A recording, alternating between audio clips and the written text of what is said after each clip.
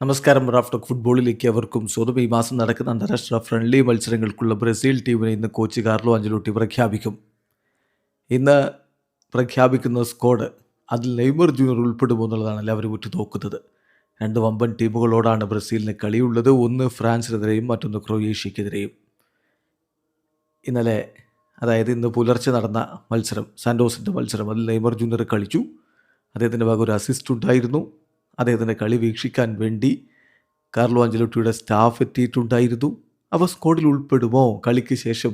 കൊറിന്ത്യൻസുമായിട്ടുള്ള കളിക്ക് ശേഷം നെയ്മറോട് ചോദിച്ചപ്പോൾ അദ്ദേഹത്തിൻ്റെ മറുപടി, whether I am called up or not, എന്നെ ടീമിൽ ഉൾപ്പെടുത്തിയാലും ഇല്ലെങ്കിലും ഞാൻ എപ്പോഴും ദേശീയ ടീമിനെ സപ്പോർട്ട് ചെയ്യും. അതാണ് അദ്ദേഹം പറഞ്ഞത്. പിന്നെ ഇതെൻ്റെ കയ്യിൽ നിൽക്കുന്ന കാര്യമല്ല, എന്നെ ടീമിലെടുക്കുമോ ഇല്ലയോ എന്നുള്ളത് എൻ്റെ കയ്യിൽ നിൽക്കുന്ന കാര്യമല്ല. പക്ഷേ എന്നെ ടീമിലെടുത്താലും ഇല്ലെങ്കിലും ഞാൻ പൂർണ്ണമായിട്ടും ദേശീയ ടീമിനെ സപ്പോർട്ട് ചെയ്യും.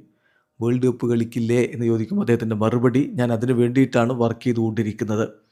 എൻ്റെ ആഗ്രഹം തീർച്ചയായും ദേശീയ ടീമിലേക്ക് മടങ്ങിയെത്തുക, വേൾഡ് കപ്പ് കളിക്കുക എന്നുള്ളതാണ്. പിന്നെ ഞാൻ നേരത്തെ പറഞ്ഞ പോലെ it's not up to me.